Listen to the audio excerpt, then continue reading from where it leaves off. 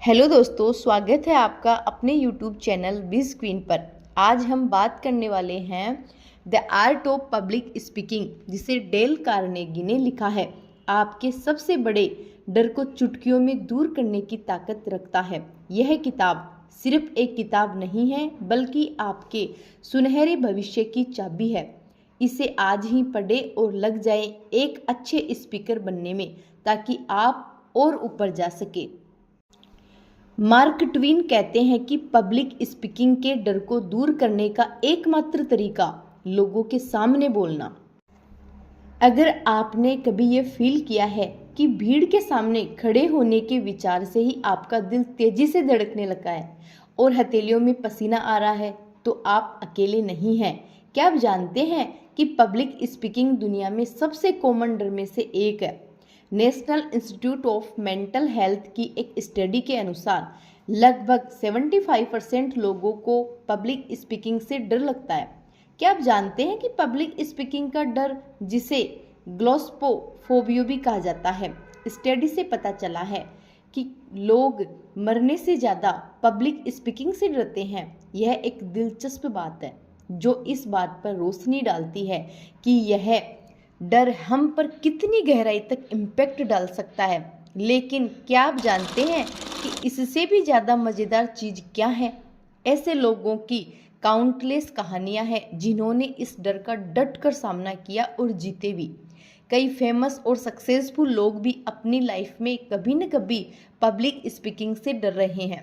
Example के लिए Steve job, Bill Gates और ऑर्फन विनिफाई सभी ने एक्सेप्ट किया है कि सक्सेसफुल होने से पहले वे पब्लिक स्पीकिंग से डरते थे।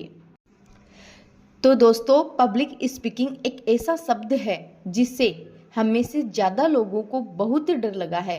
लोगों से कैसे बात करनी है, स्टेज पर जाके कॉन्फिडेंस से कैसे बात करें, सोशल मीडिया के लिए अच्छे से वीडियो कैसे रिकॉर्ड होगा बिना कट वाली, इंटरव्यू में कैसे बात करें, बॉस से अप्रेजल के लिए कैसे बात करें, शादी के लिए प्रपोज कैसे करना है। सभी चीज़ों के लिए पब्लिक स्पीकिंग में माहिर होना बहुत ही ज़रूरी है।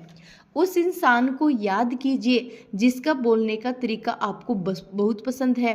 उनकी पब्लिक स्पीकिंग कमाल की है और आप भी उसी इंसान की तरह लाखों लोगों से बात करना चाहते हैं, उन पर पॉजिटिव प्रभाव डालते हैं। अगर आपके मन में भी यही सब कुछ चल रहा है तो यह समरी आपका जीवन बदल सकती है।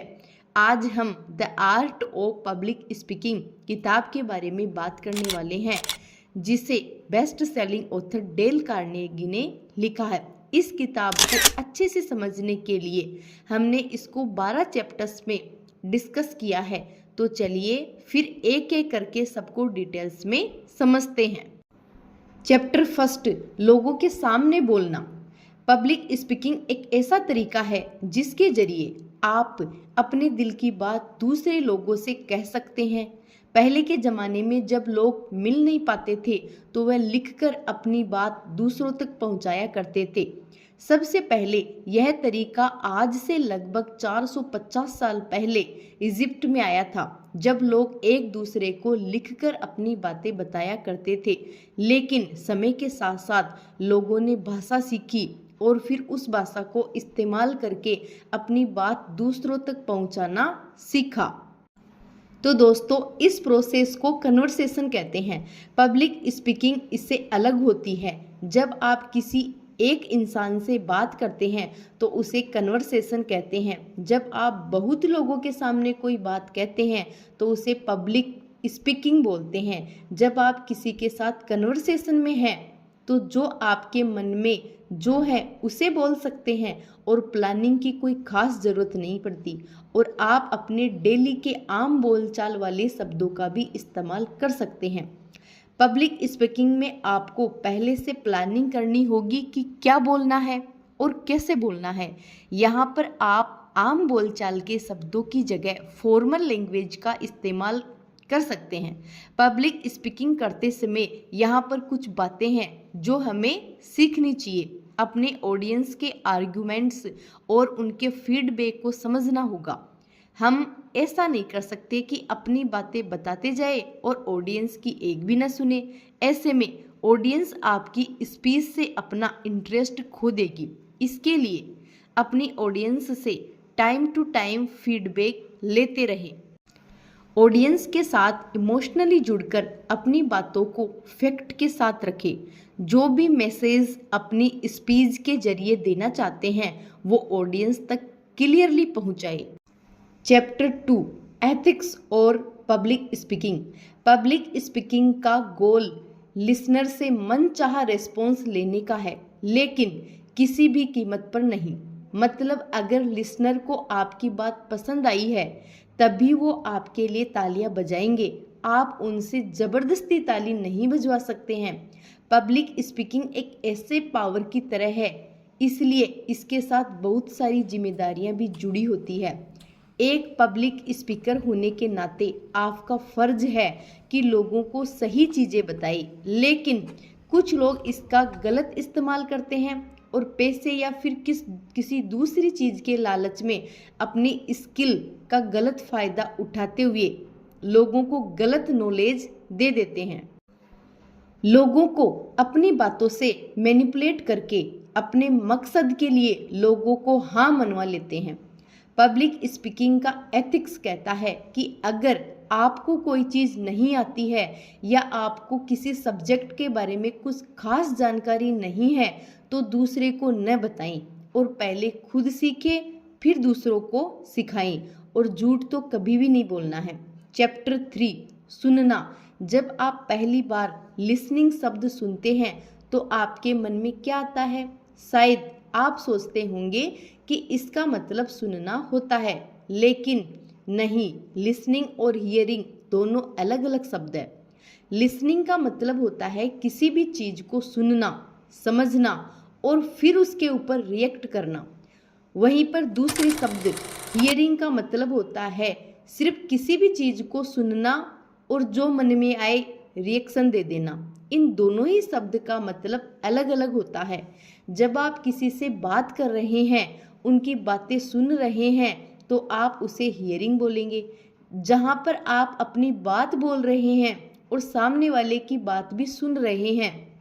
जब पब्लिक स्पीकिंग करते हैं या फिर आप एक ऑडियंस के तौर पर एक पब्लिक स्पीकर के सामने बैठते हैं तब आप लिसनिंग करते हैं। मतलब हर छोटे छोटे शब्द को, हर छोटी छोटी चीज़ को अपने दिमाग में रखते हैं, आपको समझने की कोशिश करते हैं और उसके बाद अपना रिएक्शन देते हैं।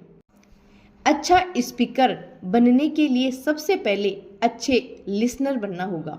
रिसर्च में पता चला है कि जो हम सुनते हैं उसका सिर्फ 50% ही याद रख पाते हैं। ऐसा इसलिए क्योंकि हम अक्सर सुनने से पहले अपनी बात रखना चाहते हैं, जिसकी वजह से हमारा दिमाग दो दिशाओं में बढ़ जाता है और किसी भी एक चीज़ पर 100% ध्यान नहीं लगा पाते। इसीलिए एक अच्छा पब्लिक स्पीकर बनने के लिए यह बहुत ज़रूरी है कि अपनी ऑडियंस की बात अच्छे से सुने और समझे। इसीलिए जब कभी भी आपकी ऑडियंस आपसे कुछ बोले तो आपको बिल्कुल चुप हो जाना है, ताकि आप उनकी बात को अच्छी तरीके से समझ पाएं, न कि सिर्फ अपनी बात बोलते रहें और उनकी बात भी ना समझ पाए। या फिर आप अगर एक ऑडियंस के रूप में जा रहे हैं तो अपने पब्लिक स्पीकर की बात को पहले सुने, उसके बाद अपनी बात कहें, ताकि आप दोनों ही एक दूसरे को अच्छे से समझ सके। चैप्टर 4 स्पीच देने का पहला तरीका। एक पब्लिक स्पीकर के लिए उसकी पहली स्पीच बहुत क्रिटिकल होती है। जब आप अपनी पहली स्पीच देने जा रहे हो तो ऑडियंस से एक पब्लिक स्पीकर बनने जा रहे हैं और आपको अभी बिल्कुल भी एक्सपीरियंस नहीं है। इसीलिए यहाँ पर ऑथर ने कुछ तरीके बताए हैं, इन्हें आपको अपनी पहली स्पीच के लिए अपनाना है। ऑडियंस से बातचीत करना। अपनी ऑडियंस से बात करें, क्योंकि अगर आप जाते ही अपने टॉपिक के साथ शुरू हो जाएंगे तो किसी को भी मज़ा नहीं आएगा और कोई भी आपकी स्पीच में इंटरेस्ट नहीं लेगा। शुरुआत के 2 से 3 मिनट ऑडियंस से बात करने और उनसे उनके हालचाल पूछने से और उनसे उनके यहाँ आने का पर्पज पूछने से उन्हें आपका बिहेवियर पसंद आएगा और वह आपके शब्दों को ध्यान से सुनना और समझना चाहेंगे। टॉपिक पर फोकस करना। अपनी ऑडियंस से बात करने के बाद टॉपिक पर पूरा फोकस करें। धीरे धीरे लोगों को अपने टॉपिक के बारे में बताएं, लेकिन जितना ज़रूरी हो उतना ही ऑडियंस को बताएं। अगर आपका टॉपिक साइंस से जुड़ा है और आपने लोगों को डेली लाइफ के साइंस से कुछ ज़्यादा ही डीप साइंस के बारे में बता दिया तो लोग आपकी बातों में इंटरेस्ट नहीं लेंगे और उनका इंटरेस्ट उसी वक्त आपकी स्पीच में से खत्म हो जाएगा। लोगों को अपनी बातों से जोड़े रखें। अपनी बातों में आम बोलचाल के फॉर्मल शब्दों का इस्तेमाल करें। हेवी शब्दों का इस्तेमाल न करें ताकि हर कोई उसे समझ पाए और ऑडियंस आपके साथ जुड़ी रहे। अपनी स्पीच को ऑर्गेनाइज करें। अपनी स्पीच को पूरी तरह प्लान करके बोलें। प्लानिंग करना इसलिए ज़रूरी है ताकि इस बारे में क्लियर रहे कि कौन सी बात पहले बोलने से ऑडियंस पर अच्छा इम्पैक्ट पड़ेगा और कौन सी बाद में। सबसे पहले इंट्रोडक्शन से शुरू करें, उसके बाद धीरे धीरे अपने टॉपिक की मेन बॉडी पर जाएं। मेन बॉडी में अपने टॉपिक के हर ज़रूरी हिस्से को कवर करने की कोशिश करें और उसके बाद आपको आखिर में कंक्लूज करते समय अपने टॉपिक के एडवांटेज और डिसएडवांटेज बताते हुए आपको पूरा करें। इस तरीके से आपकी स्पीच पूरी तरह ऑर्गेनाइज रहेगी और लोगों को सुनने में भी मज़ा आएगा। चैप्टर 5 टॉपिक का चयन करना। अपनी स्पीच के लिए कोई भी टॉपिक सिलेक्ट करते समय ध्यान रखें, या तो वो टॉपिक आपको अच्छे से आना चाहिए या तो वह टॉपिक सभी के लिए नया होना चाहिए। जैसे अगर आपको इलेक्ट्रिक गाड़ियों के बारे में बहुत अच्छे से पता है, उनको बताने से पहले मार्केट में उतारने खरीदने तक सब कुछ मालूम है, तो आप पब्लिक को उसके बारे में बहुत अच्छे से बता सकते हैं। या फिर जैसे क्रिप्टो करेंसी टॉपिक कई लोगों के लिए नया है और सभी इस टॉपिक के बारे में जानना चाहते हैं, तो इसके बारे में डिटेल्स निकाले, समझे और पब्लिक्स को बताए जिससे वो सुनना चाहेंगे, क्योंकि यह बहुत नया टॉपिक है और उसको हर कोई जानना चाहता है। अगर आप किसी टॉपिक के बारे में बहुत ज़्यादा नहीं जानते हैं, ऑडियंस थोड़ी एक्सपीरियंस्ड है, तो आप सिर्फ उसका ओवरव्यू ही कवर करें, इससे बैलेंस बना रहेगा। चैप्टर 6 ऑडियंस को एनालाइज करें। स्पीच देने से पहले आपको यह समझना होगा कि आपकी ऑडियंस कौन है और वो क्या चाहती है। अगर आपके ऑडियंस में ऐसे लोग बैठे हैं जो मैरिड लाइफ से खुश नहीं है और खुशहाल मैरिड लाइफ को एंजॉय करना चाहते हैं, तो ऐसा होने के रीजंस, इसका इन्फ्लुएंस और इसे ठीक करने के तरीके पर बात करने से वो आपके साथ कनेक्टेड फील करेंगे। हो सके इससे जुड़ा अपना कोई पर्सनल एक्सपीरियंस भी उनके साथ शेयर करें। अपनी ऑडियंस का इंटरेस्ट पता करने के लिए सबसे पहले उनसे बात करें। उनसे पूछे कि वो कहाँ से हैं, यहाँ आने का पर्पज क्या है। इस तरह थोड़ी बातें करने से आपको पता लग जाएगा कि वो कैसी मेंटलिटी रखते हैं और सच में क्या सुनना चाहते हैं। चैप्टर 7 अपने आइडियाज़ और स्पीच को सपोर्ट करें। आपने अपनी स्पीच तैयार करने के साथ ही अपनी स्पीच के साथ कुछ सपोर्टिंग चीज़ों का इस्तेमाल करने से ट्रस्ट बनता है और लोग अच्छे से बातों का मतलब समझ पाते हैं। सपोर्टिंग मटेरियल का मतलब हर वो चीज़ जो स्पीच और भी ज़्यादा अच्छा बनाए। जैसा मान लीजिए आपका टॉपिक इलेक्ट्रिक गाड़ियाँ हैं।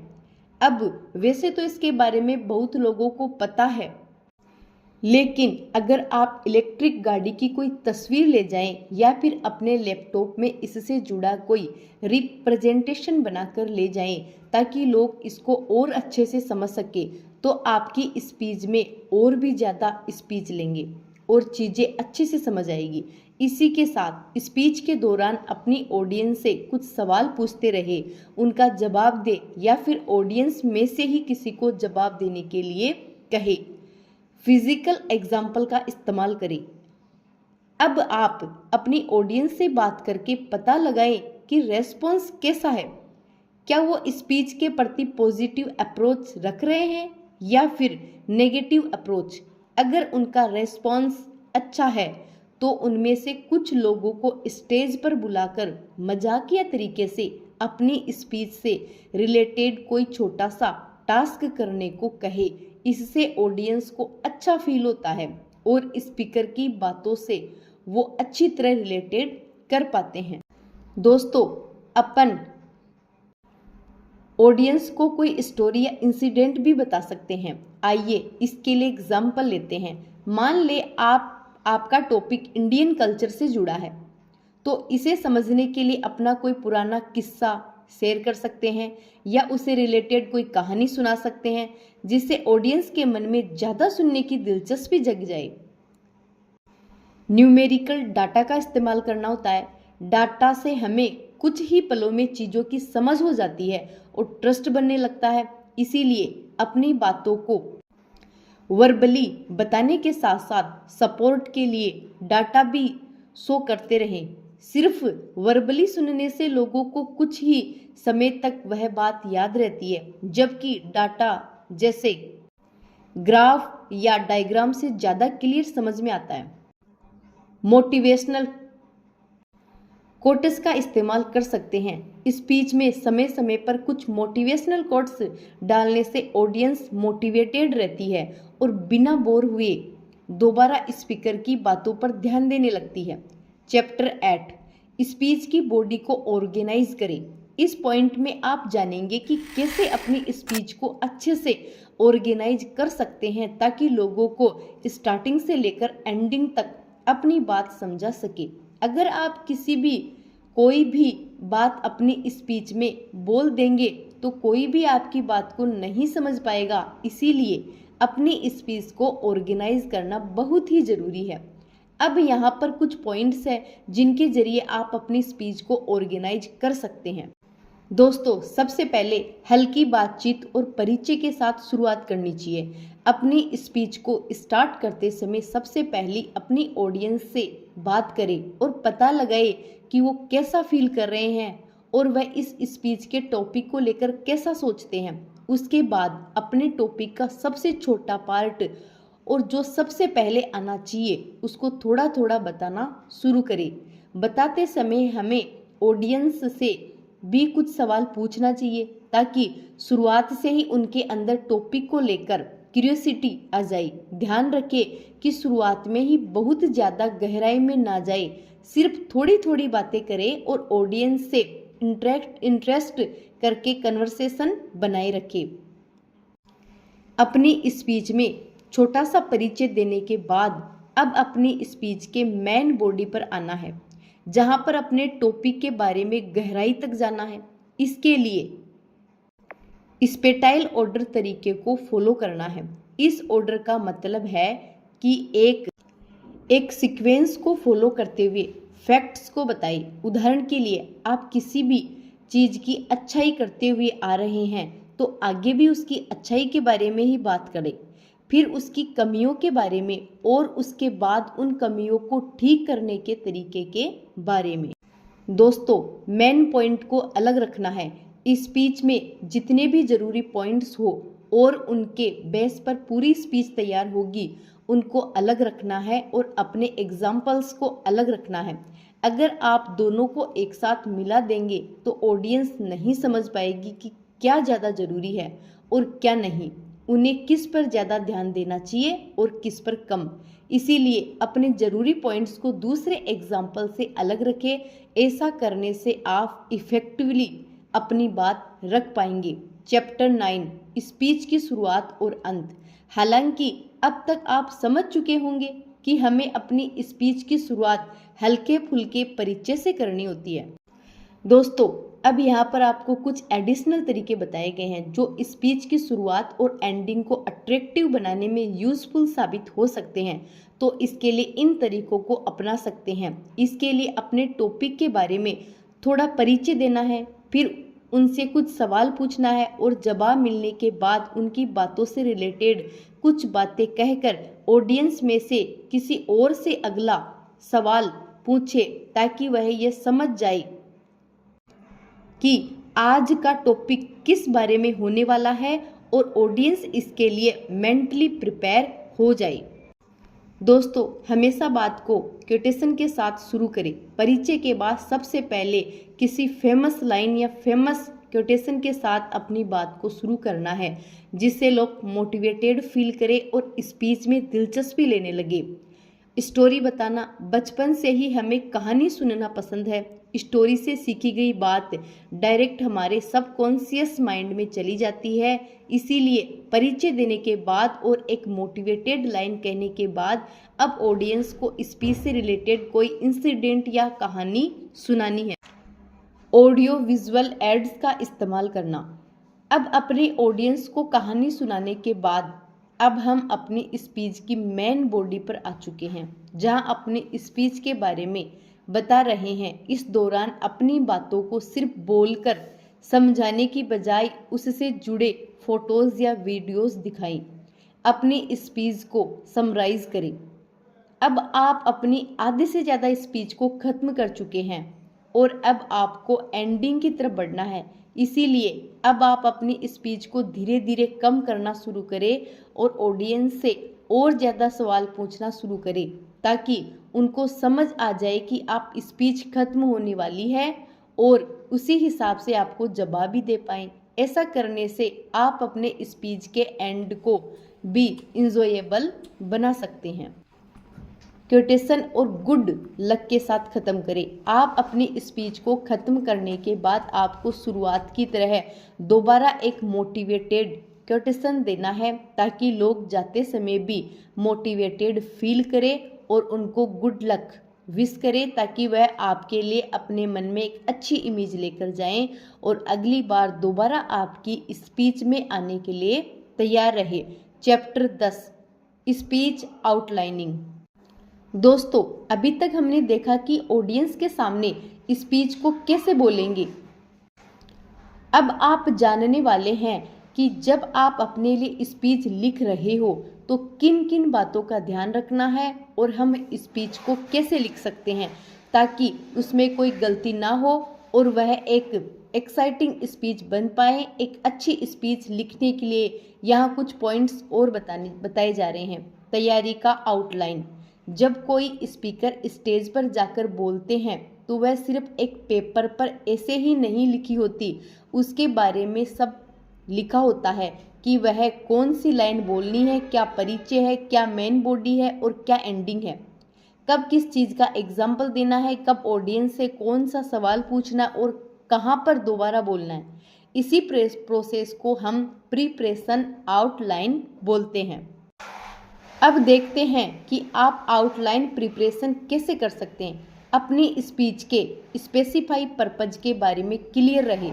इसके लिए आपको ये ध्यान रखना है कि अपनी स्पीच के सबसे ज़रूरी पॉइंट्स यानी मेन बॉडी में क्या देना है, या फिर इसको एक और तरीके से समझ सकते हैं कि हमें अपने स्पीच का टाइटल क्या रखना है, हमारी स्पीच किस चीज़ पर होने वाली है, हमें वह लिखना है। जैसे अगर स्पीच किसी देश के ऊपर है तो सबसे पहले उस देश का नाम लिखना है और आउटलाइन या जितने भी रिसोर्सेज आपके पास है वह सब कुछ निकालना है। यह हमारे पहले स्टेप का हिस्सा है, जहाँ पर हमें यह डिसाइड करना है कि स्पीच का क्या टाइटल होगा और स्पीच इस टॉपिक पर होगी।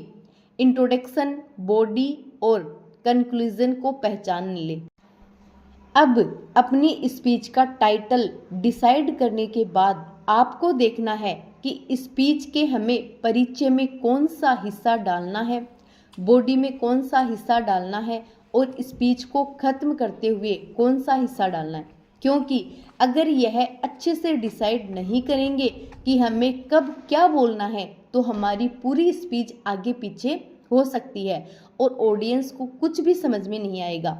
ऑडियंस के बीच में दिलचस्पी बनाकर रखने के लिए हर चीज को एक सही समय पर बोलना होगा ताकि वह उसे समझ सके।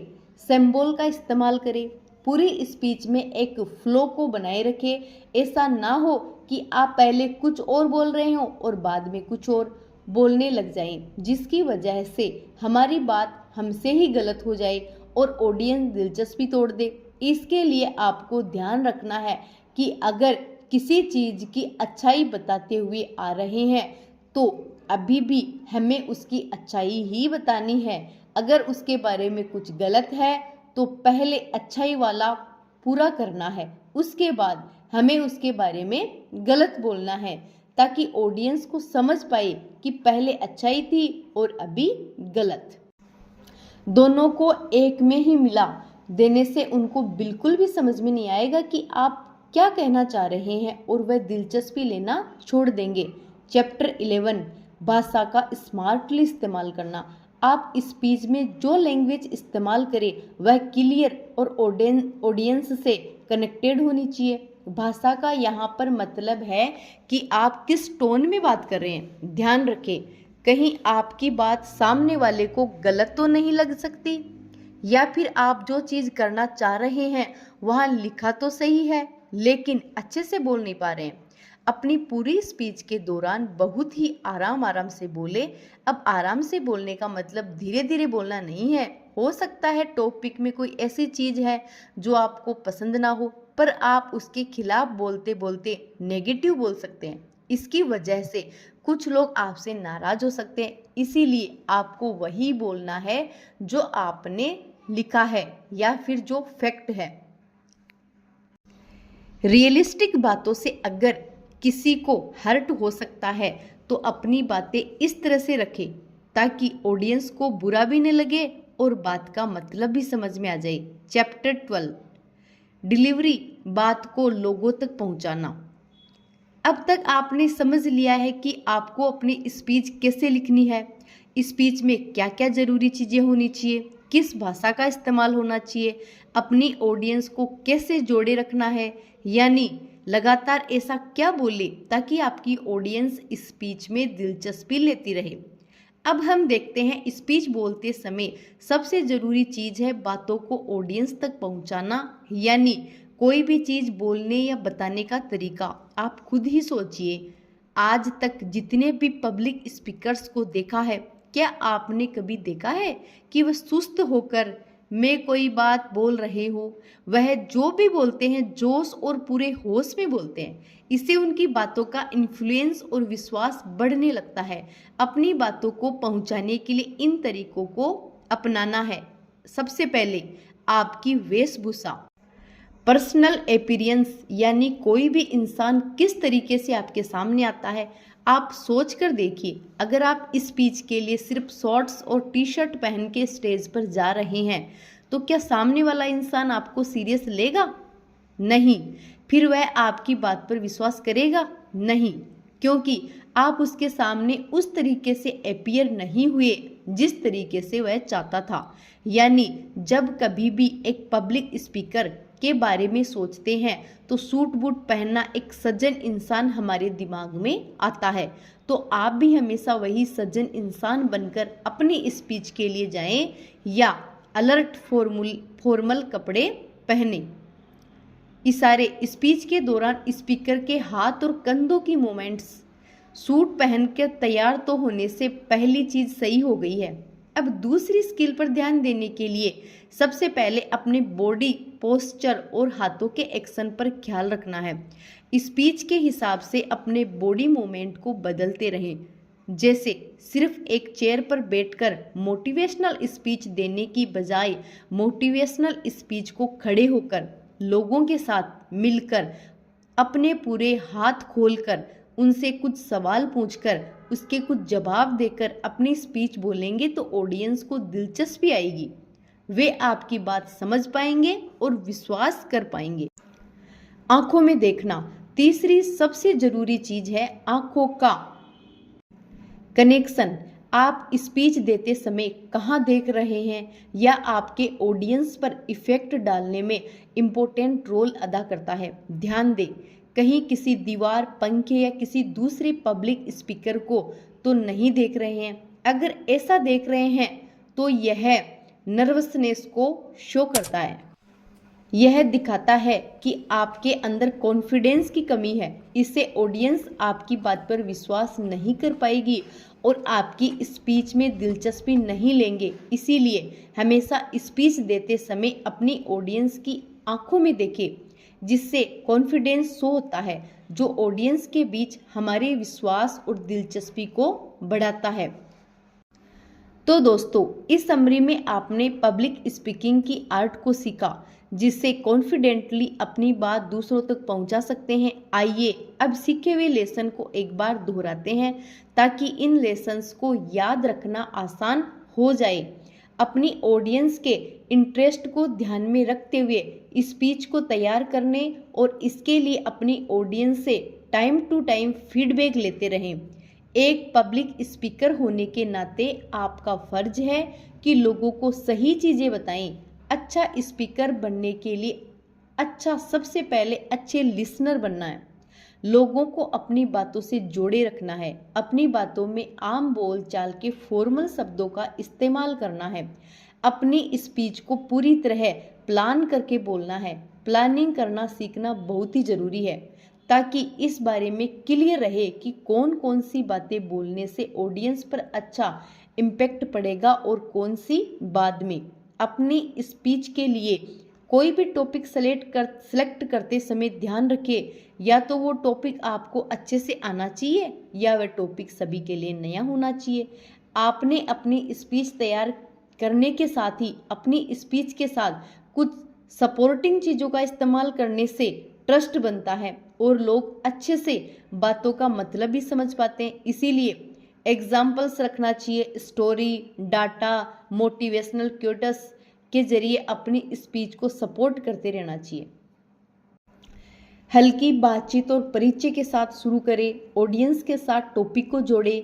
परिचय के बाद सबसे पहले किसी फेमस लाइन या फेमस कोटेशन के साथ अपनी बात को शुरू करना, जिससे लोग मोटिवेटेड फील करें, स्पीच में दिलचस्पी लेने लगे। अपनी स्पीच के स्पेसिफाइड पर्पज के बारे में क्लियर रहे। इंट्रोडक्शन, बॉडी और कंक्लूजन को लेबल दे, ताकि ऑडियंस को ये क्लियर रहे कि कब इंट्रोडक्शन बताया जा रहा है, कब मेन बात और कब एंडिंग हो रही है।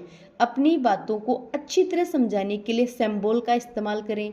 अपनी बातों को पहुंचाने को बेहतर बनाने के लिए फिजिकल अपीयरेंस, इशारों का ख्याल रखें और ऑडियंस से आई कांटेक्ट बनाकर बात करें। तो दोस्तों, आप अब समझ चुके होंगे कि पब्लिक स्पीकिंग कैसे सीख सकते हैं। अगर आपको वीडियो पसंद आया है तो लाइक ज़रूर करें और ऐसे ही मोटिवेशनल और लाइफ चेंजिंग वीडियोस के लिए विज़ क्वीन चैनल को सब्सक्राइब करना ना भूलें। अगली वीडियो में एक नई